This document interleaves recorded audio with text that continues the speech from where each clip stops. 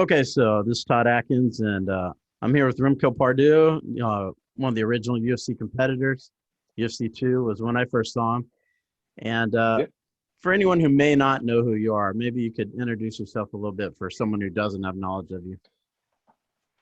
yeah. Where to start? Well, from Holland, Netherlands. Born and raised in Os. I competed in judo, taekwondo, jiu-jitsu, Brazilian jiu-jitsu, MMA, of course. And next to that, I coached a few people to the certain level. Uh, and that part, I've competed UFC, coached UFC, and have student which is coaching UFC champion, and that's me and Renzo Gracie, and maybe one more, but that's it. So. Uh, Still involved, deeply involved in MMA, of course. And next to that, I'm daily job is management in sports clubs, fitness clubs. So change management and running clubs all over the world till now. Now, was your first involvement? I mean, I know you had judo background, but when it comes to Yeah. the UFC, was your first involvement through Gerard Gordeau? No, to Horian and Gracie and Art Davey. They invited me for the first one, but the first one was full. So I had to postpone for the second one, and Godot was there with another guy, and we know each other because I trained karate at his place because I want to broaden my mind. And so he was in the corner, which was good for me, of course, because he has a ton of experience and he's legit. He's legit athlete and a legit coach. So I was happy with that one. Now, tell me a little bit about Gordeau. I mean, I don't think I haven't seen a lot of interviews with him, at least in American press, but maybe you could tell me a little about him. I know he has a pretty big reputation of being kind of a street guy a little bit. Well, there were three brothers. They run together the karate club in Den Haag and Kamakura. And they had every year the most badass tournament in karate. So that's like open tournament, everybody can join. Doesn't matter which style you fight in karate style, full contact. And it's an honest tournament and a hard tournament. And next day, he was involved in pro wrestling and end of 80s already. So he has already a name in Japan, in pro wrestling scene and in the karate scene has a name because, they competed all over. And that like really successful athletes in those time days. I think he lives now in Portugal, and he goes home every once in a while and does still seminars all over Europe. So that's what he's doing, hanging about at the moment. So now kind of give me the story of how you got involved with the UFC 2. I know you said they came to you for UFC 1, but maybe take me back and go through some of what you remember. Yeah, well, there was an advertisement called KO magazine from Ino Alberga, and there was like a really small section in the corner, page 40 or something like that. For like, wow, there's an open tournament. So okay, wow. At that time, I did judo, I did some jiu-jitsu, and I trained taekwondo, some boxing. But my mainstream was judo and jiu-jitsu. And at that time, if you did kickboxing in Holland, you were a god, and if you did something else, you were like sort of gay. So, it was like that. It's maybe you can't say these times anymore, but that time, there's nothing bad about it. But yeah. So I always wanted to prove myself, and at that time, you also had the exotic styles, which challenging every, the old magazines for KO or the black belt magazines and Stura Negro, where people challenging each other and I have the better style, and I'm this like that, and they never want to fight you. And then UFC passed by. I didn't know it was UFC till they gave me the papers. So at that moment, I enrolled for UFC, and they okay. The first one was full, so they said okay. At the night, UFC would pass. So the next day, I got a fax. At that time, we had faxes. So if you're younger than me or younger than us, look it up. It's an old kind of thing. There's paper going in, paper going out. It's like emails from the 80s, 90s, and. They said, "Oh, you really still want to fight?" Yeah, of course. Okay, well, we send you paper, sign it, and we send you video. And because at the time everything was by video. There's no pay-per-view like we have today or whatever. There's no internet. So then the video came in and said, "Okay, wow." So yeah, they still asked, "Yeah, So for the second one, I still, for me, it was an opportunity or not a challenge, but an opportunity to grow, see how well I would do against other styles. And I think at that time, it was like more different styles against each other. Now everybody's hybrid, sort of, should be hybrid or sort of. There's some gaps. Yeah, in some ways, I thought it was more interesting to watch certain styles against each other, but it's kind of surprising how many people they were willing to bring in from all over, given that this was just beginning. A lot of smaller shows or shows that didn't have much of a budget won't do that. So it's kind of interesting they brought you in and other people. Well, they had they contracted Milius, was it? The producer. And there were some guys from, Jesus Christ. He's now involved in the Latin American MMA scene. Campbell McLaren. Campbell. Oh, man, I can't forget him. Sorry. Sorry, Campbell. Don't kill me for this one. So Campbell McLaren, he was also like with a group of people investing in the UFC. So they had some money in, But it did, till UFC 8 or 9. After 9, it started the rounds and the rules, sort of. Mm-hmm. That, I thought UFC 7 was like a full stadium and 25,000 people plus came to watch the fights, and that event, the 7th, was a marker for like a long time, because it took like 5-6 years till it had that audience again in the UFC, with all the games of the Fatitas in between, what they did with the boxing commission, because the boxing commission tried to kill the UFC because they overruled everything. And at a certain point, the guys were like, okay, wow, we can't invest anymore because they had so much costs going up on legal stuff, and then they had to repack and go do the show at another venue. So it was draining. At that time, the Fertitas came. They were part of the boxing commission after it, and they offered money that changed the UFC. They had a bad few years, and then it started to grow to what it's now. It's insane. It's insane. So tell me about kind of like your experience when you first get to UFC 2 and kind of what the scene was like.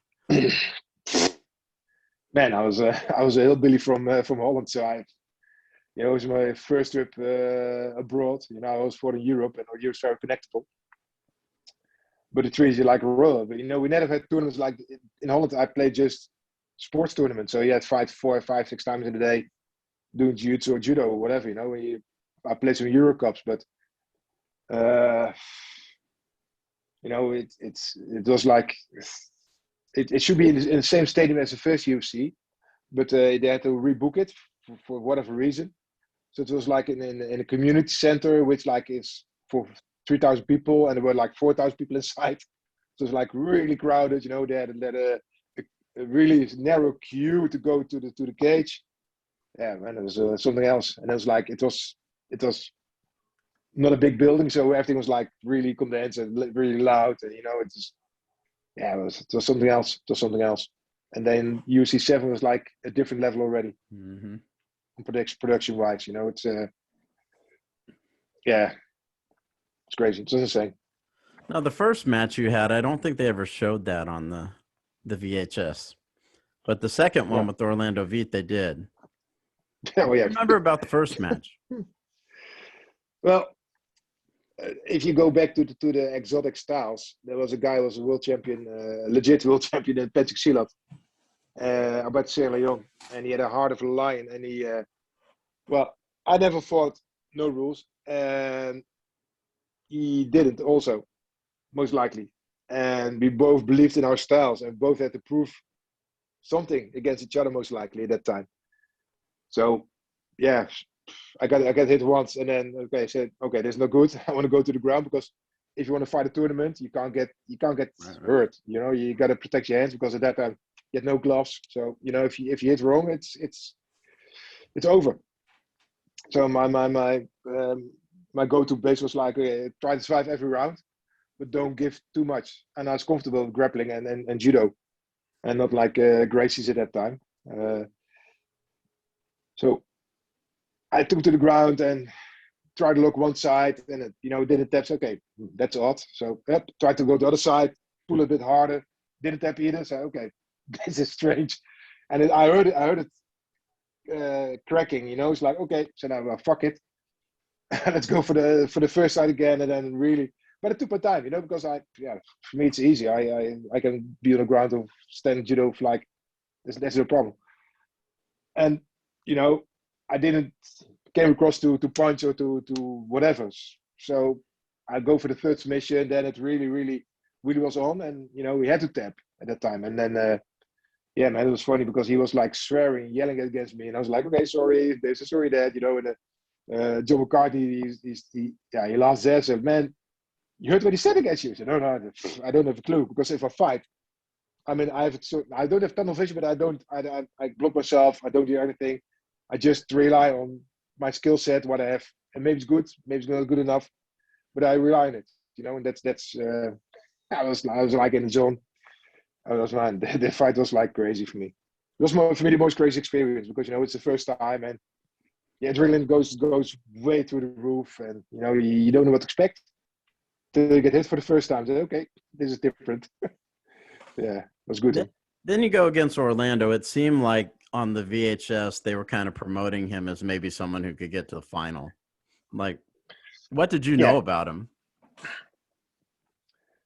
I know he had a fairly good track record, and he didn't get KO'd. And he beat a guy in the first UFC fight, which wasn't aired either. He beat a guy of my size. He beat him really hard. He beat him up. He gave him a really hard beating with soccer kicks and everything on it. And so people was like, there was a betting against 40 against 1 against me.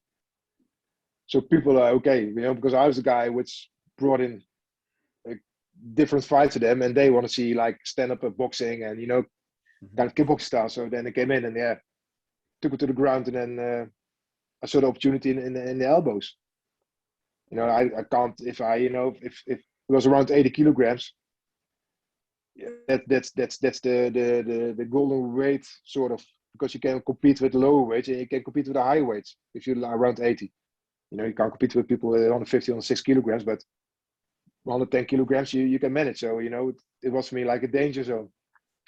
Yeah, so I try to close as soon as possible, try to take to the ground, try to get position, and that I managed for. So it was good for me. It was a good fight, and about 50 seconds of fame, of course. Yeah, but when you're getting in the spot, like it looked like you kind of almost got to Keisugatami type situation, but he grabbed you around your chest or whatever, and he wouldn't let go. No, he really tried to hold on, because he tried to hold on to try to get the momentum to slip out. What he did in the first fight, because he got taken down in his first fight, he slipped. So he tried to apply the same thing to me. So it was kind of slippery, but not really slippery. Not like Royce kind of slippery. But he tried to move out. So I hold his elbow, so he can't. When you push your elbow, you can push your elbows to your side. Then you can make a hip escape. So I tried to prevent that one, but I couldn't make a different position with him because he's too small. And he was too he's a fast guy and he's strong. He's really strong. So I had to play it really safe, wear a bit out, push a bit, and then came the elbows. Yeah, when you saw the opening, it's almost like you're just thinking of new things at the time, because no one. So were you just thinking, well, this is open, I'll try this? Yeah, something like that. It was like, okay, well, it was there. We're like, okay, yeah, well, I can't move, he can't move. I won't move to give him my back away, because he was like halfway in my back, sort of. And I said, okay, let's try, So I tried and connected in the first one, the second one, and the third one he was gone, and then he revived again after the fourth and fifth, and then then John came in. Right, and it seemed like you were a little surprised that you had won the match. Yeah, I didn't expect to win it till today. I because he's a fucking tough, legit guy. He never went KO. He had fights in Thailand, which went. It's like he is Ramon Dekker. He had Cabin. He had he has some guys. Oh, what's his name again? Yeah, he had Rob Kamen, of course. Luc Verrijen. He had Luc Verrijen. So they were all these guys are on the same level. It was, for instance, Luc Verrijen. He won a fight He had 40 stitches in his head. Can you imagine his opponent? So we're talking that kind of level Thai boxing. So you're like, okay, you know, and I never got beaten up really bad or something like that. You know, this was like, okay, this you go from 1 to 10 in violence. You know, it's at the end of it, it's yeah. So I had to focus my mind and stuff. And I like, okay, if it's a fight this one, so I went in. Okay, gonna be a tough one because he's a really tough guy and he's really, you know, I respect everybody because that's what you got to do in the fight game. You got to respect everybody who's coming in and who's entering you as an opponent, of course. But you know, he's like a world-class Thai boxing guy, so I looked a bit up to him.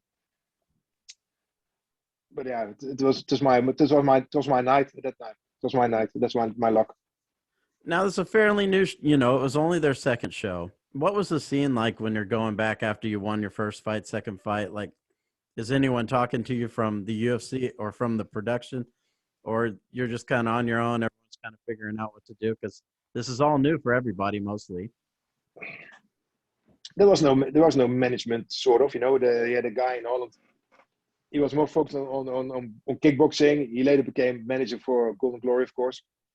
And Bas was not interested in MMA. He like, oh, there's nothing, and you know. So at that time, in '93, I introduced BJJ to Europe. I was the first one in Europe who held BJJ seminar with Brazilian people, you know. And then I also did MMA, but it was like a one-man show because Godot was more interested in fighting and just doing his own stuff, and I was more interested in developing jiu-jitsu and developing MMA and getting fighters in and getting, you know. I was not a manager, I was more a trainer and a coach, but at that time there was nobody like managing also the stuff. And then, you know, in the UFC 7 was like, it was a big one because there were a lot of people coming in, you know, we had an interview in New York where some famous people came in to be on the photo. You know, it's yeah, it was big. But then But I if you mean, see it, how big is now, how many people were in your dressing room? How did they, you know, because like I said, the second show, I know they didn't have much organized. So you win no, your first fight, you win your second fight. What are you doing in between? Like, where were you warming up, or were there other people there? I never warm up. I try to sleep. Yeah, that's Oh, my routine. I the times I changed my routine didn't went well for me. mm. And one fight didn't well for me because there was shitload of other stuff going to happen.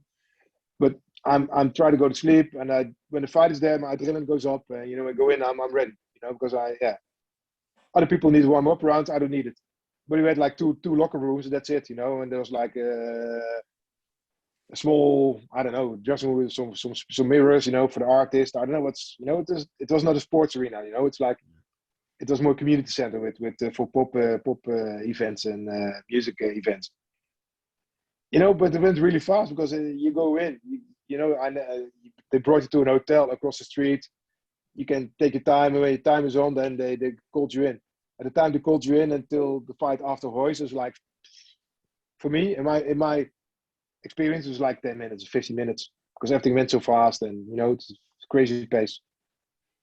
I would Now, say, so you're getting ready to face Hoist. Like, what were you thinking about that? You obviously knew Horian and them because they were the ones that approached you. yeah. Well, you heard about the Brazilians, sort of. And at that time, you had the videos from America were different type of videos from Europe. So you can't see much videos, and there was not much awareness. But I met the Brazilian team with Fábio Gazelle and Fernando Yamazaki and Silvio Bering and Ricardo Miguel.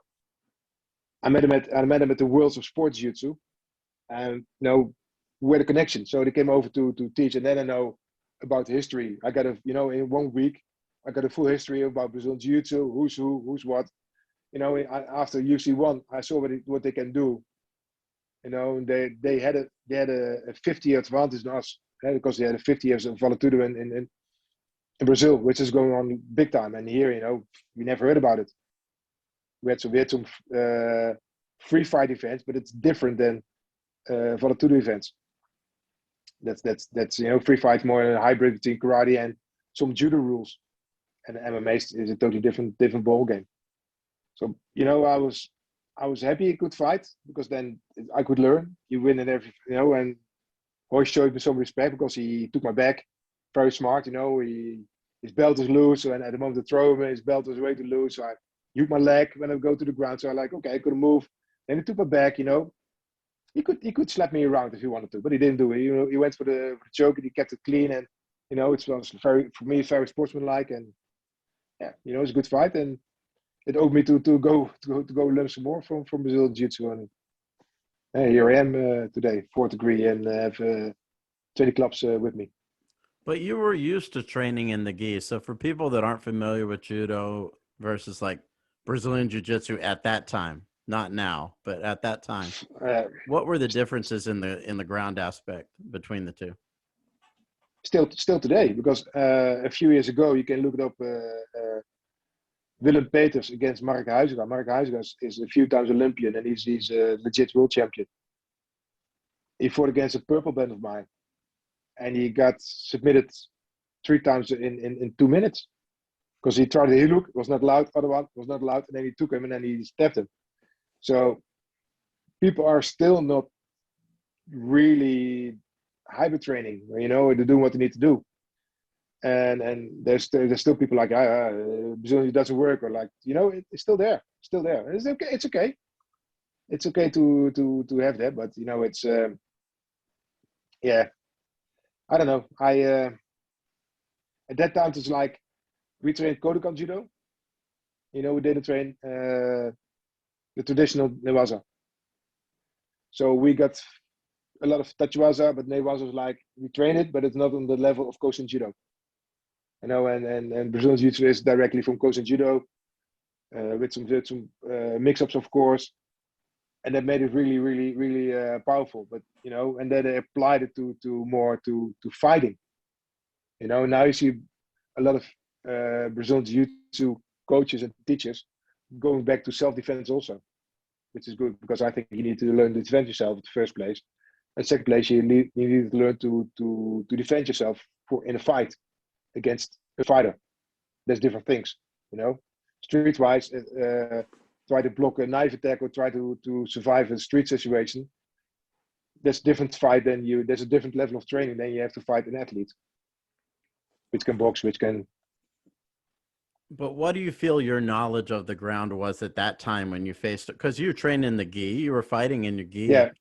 How much did you feel ground-wise, Newaza-wise, that your knowledge was? Yeah, it was okay. It's okay, because I had the Brazilians in my club, and I became world champion in the sport jiu-jitsu, and the guys were like 50 or 75 kilograms and 80 kilograms, and they spanked my ass, they tapped. It's okay, that's life. Life is a mirror, and so I knew what to expect already before I came in, and for me it's okay. So I if you can compare for myself with like blue purple belt kind of level, you know what I mean? I'm most likely the fastest black belt in the world, because at the first World in '96 I competed in the black belt division at the Absoluto with the best 8. So that's a big honor, That's even for me maybe that's equivalent to fighting in UFC number 2. It's like, man, you fought in Valhalla in the Zuka Tennis Club against Liborio. Wow. So when you went in initially, you were probably thinking, okay, I can throw, and I'll try some submissions, but maybe submissions weren't a huge part of your game at the time. You had them, but they weren't a huge part. They were, but no, it's still is today. If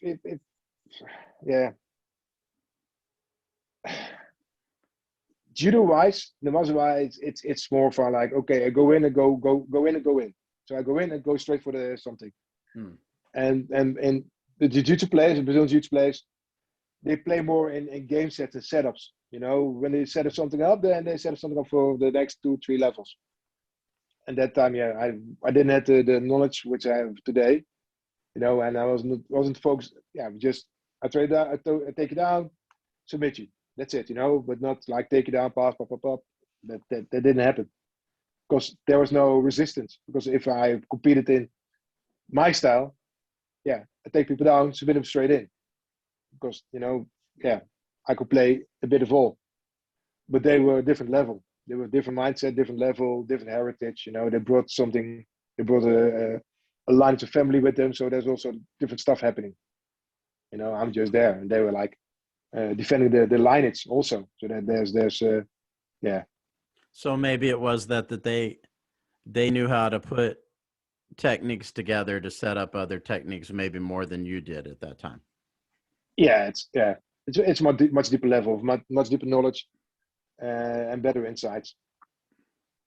But they fought Vale Tudo for like 50 years already. So they right. And they had rivalries. We didn't have that here, because if you play in jiu-jitsu, there's a rivalry. And there in Brazil was like really going on between at that time to Vale Tudo and they stop and here it didn't happen. Because you had the guys from exotic sports which didn't want to fight you at the end of the day. Now you went on and competed quite a bit in HB, MMA, whatever people want to call it now. Yeah. I'd say more no holds barred back then, but what are some things that maybe come off the top of your head that you remember from as you competed further? Maybe just a couple things, maybe experiences or fights. The thing is, I'm blessed in so many ways, because I met people which are friends today. That's one of the things I really, really love it. I did martial arts from 4 years old and I fell in love with BJJ and MMA. So I got a second wind, and it gave me a lot. It gave me a lot. So like I told you in the beginning when I explained myself, it gave me an opportunity to help people. Because a lot of my students run a club successfully or are coaching successfully. And that's my biggest gain, because a fight is a fight, and you win or you lose, doesn't matter. It's like the weather. Sometimes it's good, sometimes it's bad. And the thing is, we have people don't understand that you can have a bad day, that you're human. We're not machines. You have exceptional people like Khabib or like Fedor. They're exceptional. Those are like one in a lifetime, like BJ Penn or something like that, or Enzo. But it's not like hundreds of them. It's impossible. And that's what people don't really see. And I think they really need to understand the part. And that's so I had good fights, bad fights. I had good days and bad days, and that's it. And some fights I regret 2 fights in my life, 3 to be honest. And and the rest, it's win or lose, and you win or learn. So I did so many competitions in judo and jiu-jitsu. I did 250 or something, or 300 competitions, perhaps. The good thing is I saw the world. I saw the world for free. And people invited me. People invite me still to today to do seminars for them, or train them, or coach them. That's a gift. That's a gift. Now, what do you think about what we're seeing today? I mean, I know you still follow the sport. I mean, it's very different for people that are just now watching it. I think there was a lot more expectation of honor in the beginning than there is now, whether it was among the competitors or the fans even. But what are your feelings on what you're seeing overall? Well,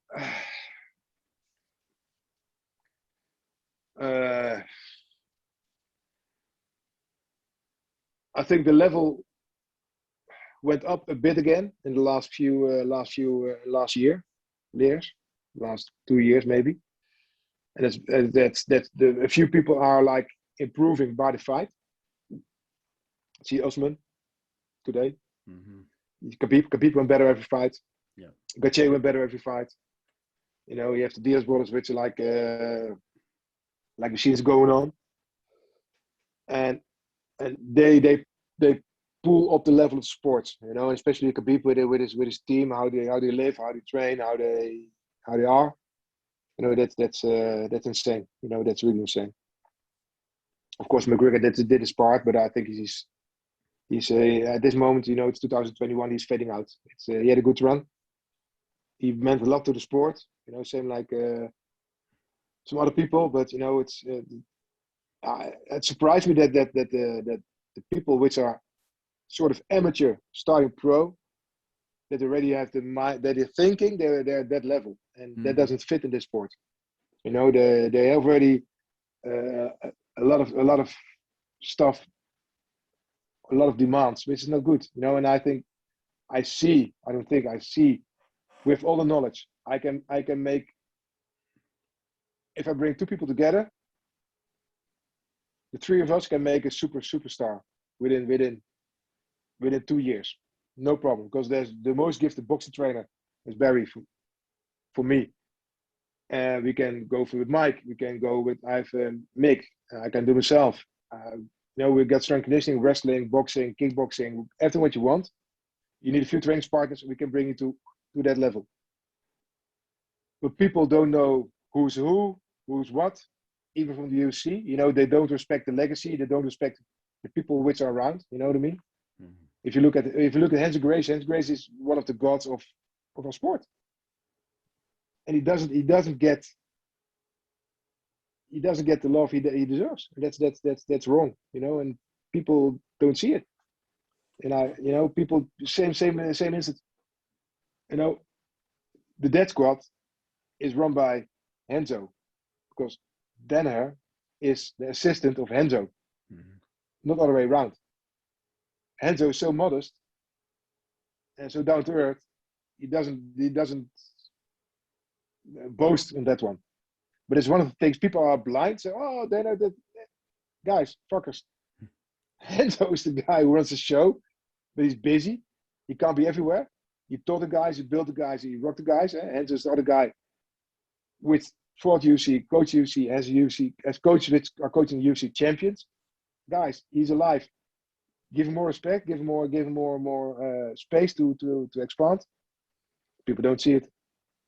Like people go to, oh, this guy is the best. Well, if you know the history, he isn't. And now you see with Usman changed camps, and he went to a more intelligent camp. He can box left-handed, right-handed. Well, that's normal. And you should play left-sided, right-sided. You should play a few games of wrestling or judo, whatever. And you should have some deep involved knowledge of BJJ. And it misses, people playing still close guard, and they can't pass half guard, or they can't sweep while it's right there, or they can't control the elbows, they can't control it's crazy. Still to top 3 level, it's happening, and that hurts, because I think we have all the knowledge. We have YouTube, we have trainers, we have really good trainers which can add value to a team, and the fighters are not growing on that level, and it should be. No, why don't you think we're seeing more competitors out of Holland than we did before? There were tons of them in the early times. UFC, we don't have shows anymore. In the past, we had Tuat to Handel from Appie Echtelt and Bas Boon.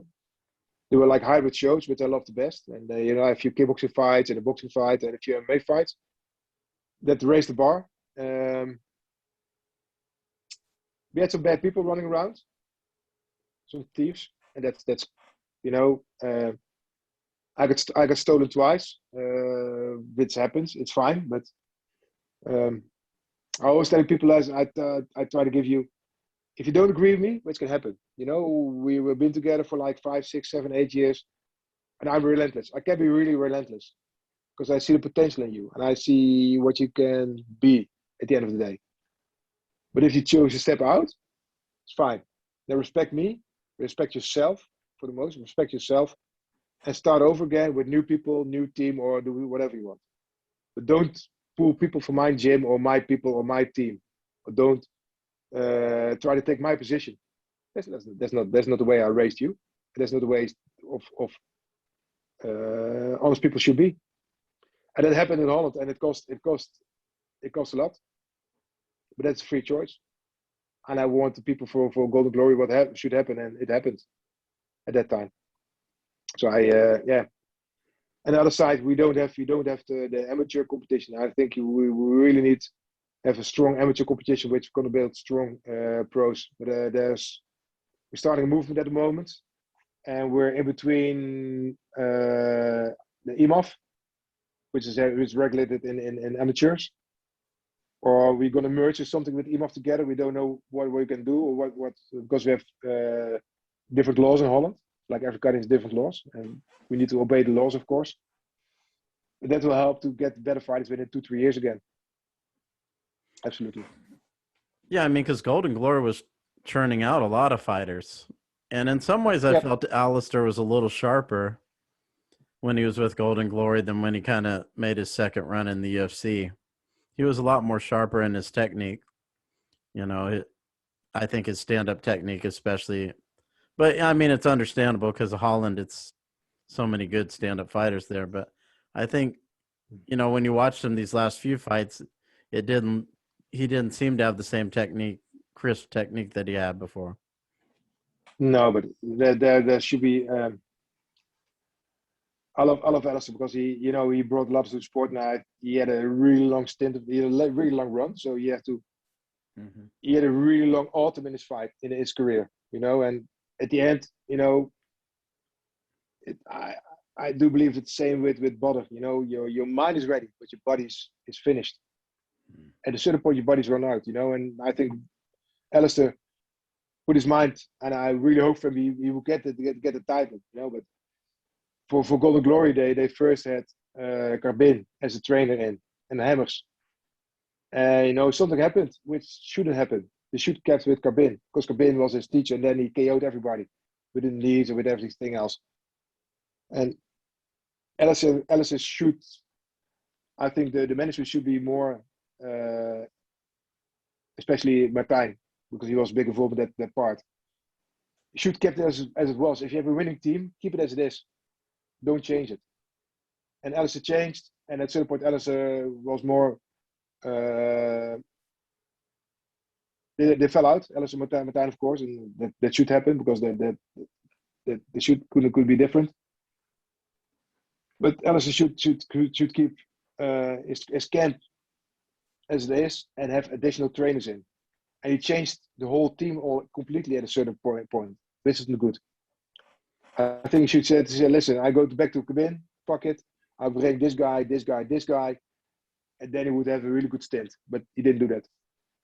But so he was kind of calling the shots at that point. Once again?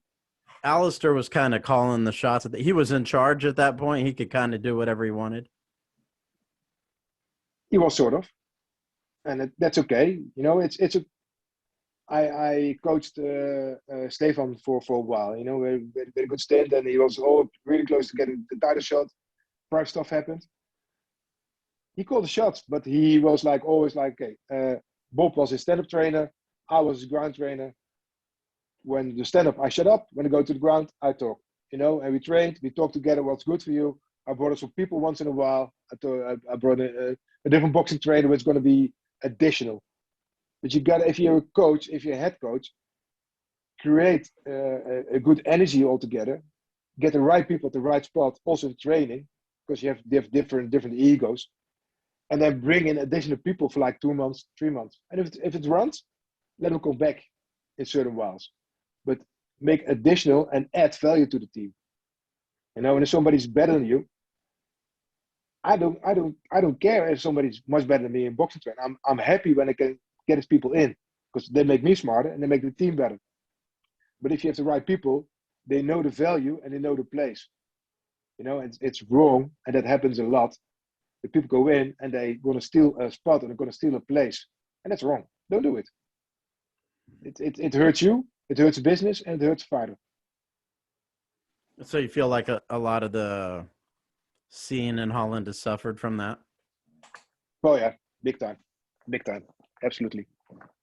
Yeah, it suffered a lot. And the second thing is if you train with me, I don't know. I don't give a shit if you train with me. I'm happy you're there, but you got to remember you're part of the team always. and the team is not part of you. You know, we're one, and we have the same goal. And okay, one time we focus a bit more on you because you have a fight or you have an important fight. You don't understand it. They can't be around you all the time. And the second thing you have to do in a team is what I do with jiu-jitsu, and you have to do with MMA also. You gotta have every year 2 new guys coming in, or 3, but minimum 2. If you want to be BJ club, bring 2 new blue belts every year to the Europeans or to the Worlds or to the Pan Ams. Every single year, you gotta do minimum 2, because then you have stack up. And people, you know, they some fighters will ask too much, and I see it happening also with a friend like Mike. You know, like 3 guys are almost running the show, and it didn't help the rest of the team, because the guy should be there at 8 o'clock and he came up 9:30. And what the hell? You know, you can't run a team, and people don't understand the part, and that's important. So that's why I'm always, I can be hardcore because I don't want to get messed up energy in a team. So what team are you involved with now? I have my own team at the moment, and I see what passes by. I put myself on the market, and maybe something's coming out. I know I create value. I can add value. There's no enough people around which understand the game, the conditioning, the mindset, how to build, how to redirect, how to get the best out of your career. You know, I don't want to be the manager or the sole trainer. That doesn't work. You know, and there will be people on my path again. You know, I'm now it's COVID, so it's quiet, and for me the path is you go in. I'm old school, or through school. Doesn't matter how you're gonna see it, but you gotta have at minimum a few tournaments in as a blue belt for jiu-jitsu. You want a few tournaments, they go amateur MMA. If you want 5-6 amateur fights, then you're gonna be ready for the next step. And that's a path. You can't go in, I trained 2 years, I want to do MMA fights. It doesn't work with me, because you have nothing to bring on the table, you know. And at the moment, you're competing in jiu-jitsu, you got to train wrestling, judo, boxing, whatever suits you. Get a good mix-up. That prepares you. And that gave me a winning ratio of 95%. Just following that path. And if people are coming in, like at the Stefan or Melvin or the whole bunch, Gilbert Ivel and the rest, if they come in, they have to train with a regular group. So they're gonna be in a regular group with white belts, blue belts. You know, it humbles them, and it helps my students, and it helps them to be. If you can explain the technique, you understand the technique, and you can breathe the technique, so you can adjust it. That's my thing. Now, how long were you with Golden Glory? From the day one. And at a certain point, stuff happened, and I stepped out. I don't want to be involved with that anymore. But how many fighters, like some of the ones we saw, which ones were some that you worked with? I started with Gilbert Ivel, of course. That was the first one, and through Gilbert, Sam Schild came in, and Heath Herring came in, and Overeem came in later. I coached Heath Herring in Pride. I brought in Khalid Arab. I brought in Fatih Kosmas. I connected them with some other people. I brought Martijn back in, and Martijn did his stuff, and okay, then I stepped out because I don't want to be involved in stupid games. Maybe tell me some memories of like Gilbert Ivel. This, you know, is another legendary guy from the early years that a lot of people may not know about, but maybe some things you remember of Gilbert. Gilbert was, I had a few, like, Gilbert was, he's one of the most gifted guys because he had no ground skills at all. When he came in, he had tremendous stand-up, you know, his knees were hard, but sometimes his time was off. You know, you can't, when an opponent is waiting on you, you can't give a knee because you have a 50-50 chance, and it have 50-50. Because 50% he KO people, and 50% of fights got taken down. And when you get heavier, his frame got heavier, so he couldn't move that fast when he was like 90 kilograms. And we went to Japan for the title fight. I think against Kozaka or whatever for rings. And at that night we had meetings with rings and Pride. So we went back and forth to the hotels, and after like 4 or 5 times, we got a deal of like, he's allowed to fight for a certain amount of money. We got 2 plane tickets for the first class. We can bring 2 fighters every event because then the Pride, so that he got good money and he took care that other people could fight. A lot of people tend to forget that part. They say, no, you're there because of Gilbert Ivel, because he took rings and then he took there. Then he got a fight against the Brazilian guy. How's it called? Belfort. And Belfort was like the prodigy at that time. But he couldn't pass. We trained for like 3-4 months together, 2 times a week, 3 times a week. So that shows how gifted he is. And then Belfort couldn't pass his part. He couldn't pass his guard. He couldn't. And Belfort wouldn't straight standing up. Same like Silva. He wouldn't. He was a tough. He had a troubled youth, and he came clear with that one. But same like he had Bob also in Holland. And they had a bad youth, and when they get punched or when they get a lot of hurt, it's a comfort zone for them. For you and me, it's like, okay, I don't want to be there. When they get beaten up, it's for them like, okay, it's fine. He had nothing, so that was like really. And he loved BJ. He picked BJ up and he picked MMA really fast up, and then he went to other parts. He went to train in America because he thought it's better. Well, it wasn't. Now, one of the guys I remembered that people probably don't know is Bob Schreiber. Like, he was he was a character. He broke the rules a lot and stuff. And maybe what do you remember about Bob? Bob's a good friend of mine. He's because Bob, we trained with a group together in Holland, like from part of Amsterdam, and Bob was also there, and he was not the most gifted technician in kickboxing, but he was fucking tough. He was fucking tough, and if you in MMA and old school NHB, watch Bob Schreiber fights against Ivel and Melvin Manu, man, it's brawls. It's insane. It's insane. And I was blessed. I got acquainted with Bob, and Bob we worked at the door at a certain time. We were friends, and it was like a guy. Bob had a good story. He was a guy. They had a Christmas booth from Wood at the front door at a coffee shop, the Bulldog. And there was a guy lighting the building up. They're like, hey, what the So he ran behind. He chased the guy, kicked into the canal, and the guy was like a searched irate terrorist. So the guy, Bob didn't give a fuck. He was like, he was like fucking hardcore. And then we had a fight against Bob. Oh man, it was how was it called?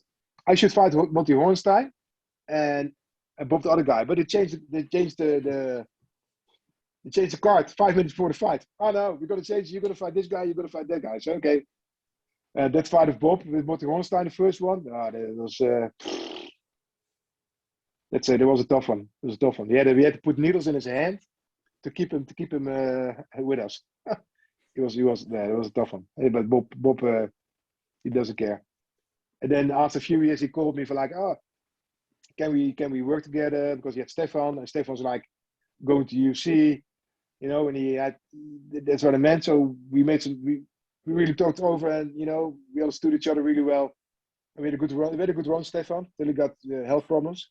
Yeah, he shouldn't take the fight in Japan at that time. And we instead of winning, and we were on 3 times the bonus of the night with simple ABCs of MMA. And the race with Bob's still good today. He's a great guy, and he has a really great club. At the moment everybody suffers with COVID, of course, but he will go through, and he will survive. Yeah, Bob's a good guy. So everyone is from back then is still kind of involved? Some are. Like Gilbert is teaching somehow. Stefan is looking what he's going to do. I think Stefan takes a year off, and then he's going to look what he's going to do in his life. I don't know what he's going to do. Bob is teaching his own club, and that's sort of it. The rest doesn't teach anymore. You know, it's hard life. You know, it's if you're a teacher, then if you're a coach, you will get disappointed a lot. You know, you build people, help people. They come in and it's how people are. You know, they come in, oh, you're the greatest, and like this and like that, and at a certain point, you need to go. You need to serve them. Yeah, but we don't serve each other. We help each other. We want to be with each other. You know, Yeah. people tend to forget that part, and that hurts a lot of people. It doesn't need to be. It doesn't need to be that way. You know, the world's big enough, and I think if you're a man enough to, you know, have character, start a place where there's no jiu-jitsu or no MMA, start there, build a new group, get some excitement. That's the way you got to do it. You know, Now, you got to. Yeah. I'm sorry. Did you watch the show last night, the UFC show? Yeah. So yeah, of course. maybe tell me what you thought of a few of those fights. we have an hour, huh? No, I mean just general. I mean, one thing that I find interesting, and you know, you have so much experience. These leg kicks, these low leg kicks are it feels kind of like some of the jiu-jitsu techniques when they were first coming in and people just weren't, for whatever reason, weren't used to it. And they're becoming such a big factor either in winning fights or losing fights, as we saw last night. Yeah, What but think of that. That's why I tried to explain to you in a bit back. We don't use or abuse the knowledge it's there. You know, you can't kick an appointment. You can't make a low kick on an opponent which is ready to attack, because he's ready to block. He's ready to throw you. He's ready to throw you, pick up your leg. You know. And the second thing is you gotta have. You got to set up a low kick with a punch. And you got to create an angle for the low kick. If I'm here and I make a low kick on your leg, it's going to break. If I'm on the outside, you can't block it. And if you want to block it, I'm going to sweep you. That's intelligence. So I give you a masterclass in 1 minute, which people on that level don't understand. And that's the thing. What really is you know, it's a kick and punching, you know, it's controlling the distance, creating the angles, see the connections. After connection, you're gonna make a projection. I don't want to do a takedown because that's throwing around. You gotta make a projection. You gotta put people on a spot where you can pass the guard, get a better position, make a high mount, or make a low one, smother them up, finish them up. That's the game. And people don't. Khabib uses it fairly bit. That's why it's good, because he creates angles and he creates next position. He creates it. You seen how McGregor was the number one 4 or 5 years ago, and Khabib was average. Khabib went from average to savage because he really demolished his soul. And that relentless training, relentless position, and you don't have to go to Dagestan because I have some knowledge. I know 2-3 other people which have the same knowledge, so you don't have to go there. I wish you can go there because it will build your character. And I don't think it's not for many people to be with them because they train 2 times a day, 6 days a week, 1 day off, and they travel around with 30 people. You know, one a better set of guys, one a better wrestlers, one a better grapplers, and they do the thing, and that's why they're so good. And they stay together, stick together. That's why they're good. That's the only reason. They're loyal to each other. They know what it stands for. They know the place in the universe. They don't have egos. And they're going for it. That's the success of Dagestan.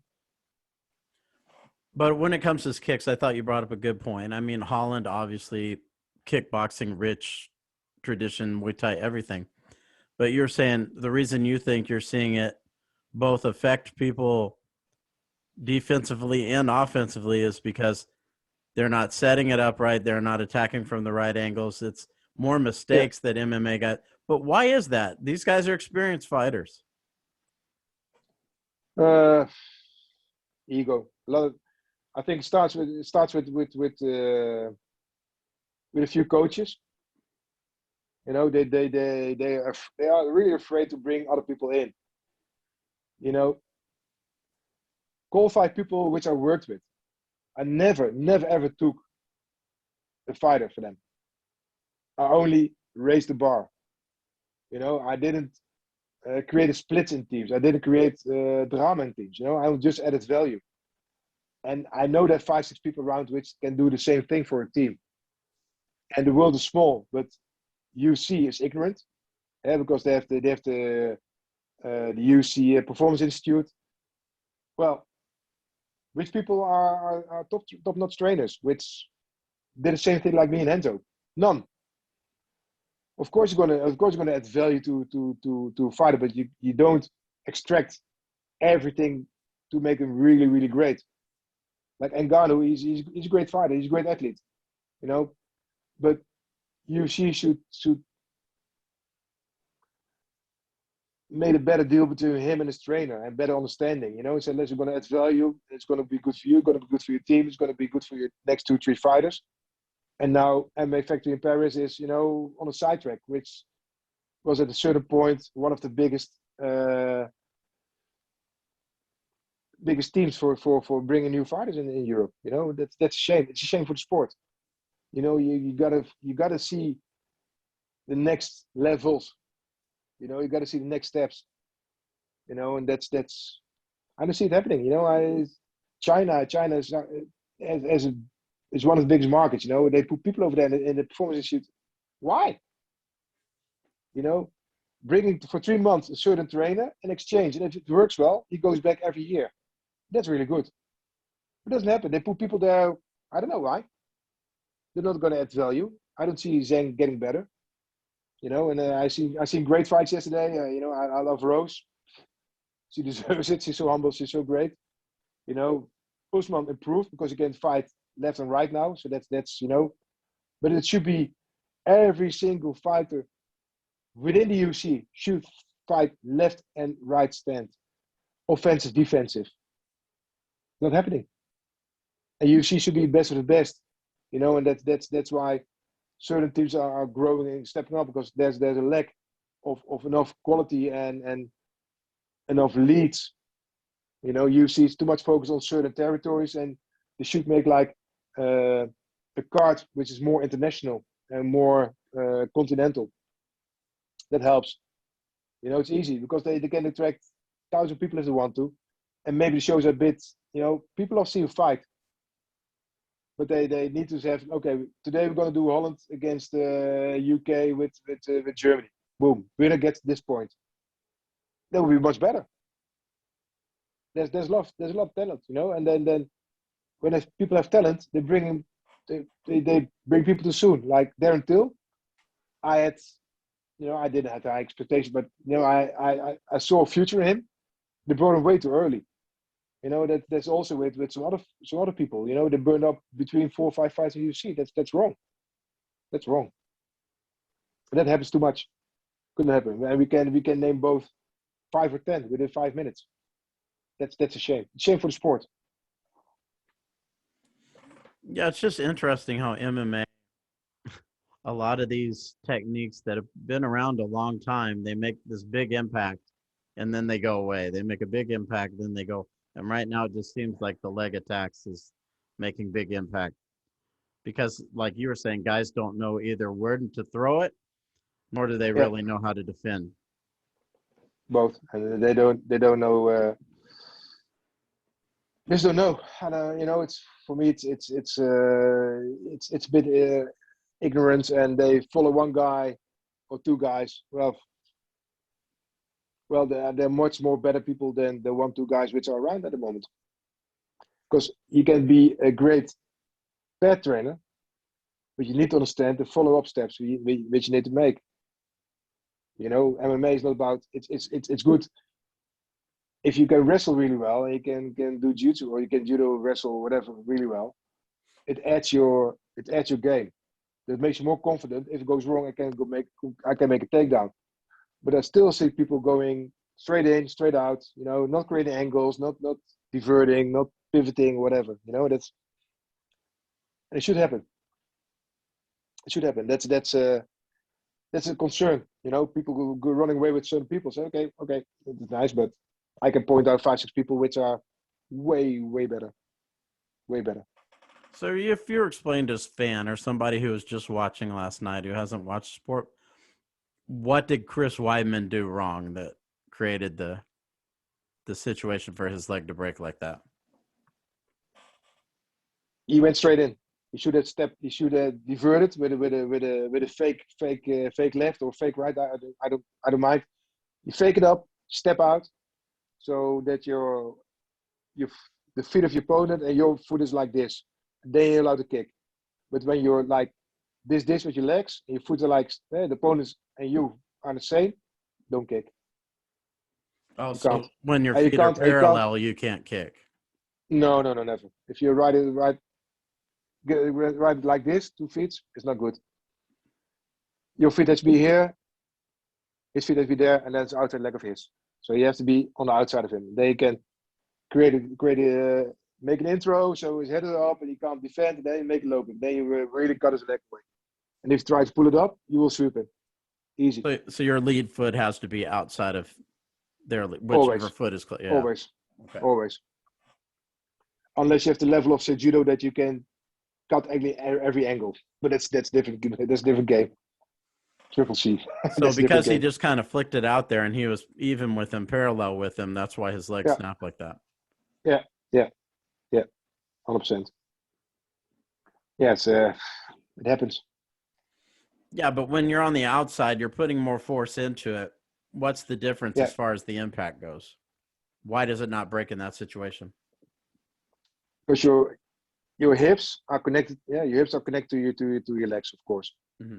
And all the power is here. And the bone with cuts is like a knife, like a blade right in front of you. If you go from the outside, you can't. Yeah. You can't. The blade's not there anymore. Plus, you have to kick in a certain angle and a certain. You got to cut in a certain angle so you kick. So if you make it once, yeah, it's different ball game. More like a downward angle, right? No, upwards. Upwards. Upwards. Well, I mean, you see some like Thais kicking down into the leg, turning their body and kicking down into it. But Jose Aldo, he used to kick the hip a lot. When he fought Uriah Faber, his whole hip was blue. You remember, like black and blue. But now guys are kicking more low. Which would you prefer? Oh, you have the right in between the quadricep and your hamstring. There's a ridge. Kicking that part, and then a bit more to the hip. That's a sweet spot. But what Aldo was like, man, the guy is he's fucking legend, man. He 10 years didn't lose it almost. But his kicks are tremendous also. But he brought in Eddie Sauer as a partner to train with. He did a smart thing. He added value to his team. He kept close to his team, close to his people. He brought people which going to add value to his team. And that's what you need. That's what you got to look for. That's what you got to look for. A good example. Now, as we're kind of winding down the interview, I'm wondering if there's anything you want to leave people with, or where they could follow you, or some things they might want to look for from you. No, follow me on Instagram, Remco Pardoel. It's not always about fighting, so I'm I have different sides of my life, of course, and I'm different views and rest. Yeah, I'm busy with setting up a platform. It's going to call Sensei at Home. I'm going to develop it over the few months, and it's going to be kind of the Uber of our industry. If we hit Atlanta, I want to have the best trainer for jiu-jitsu or best trainer for boxing. Look for it, and you're gonna find the best one. And then you can get him as a trainer, or you can go to him as a PT. And in future, we want to work with mirror concept. You heard about it? Mm-hmm. So we want to work with kind of mirror concept. So we're gonna try to get there with artificial intelligence, workouts, and PT through mirror. That's our main goal. That's what we're going for. Well, again, But that's Remco, it. I want to thank you for taking time to do this, you know, and maybe we could talk Any, about some other events in the future if you have time or fighters I you're make working time with. anytime.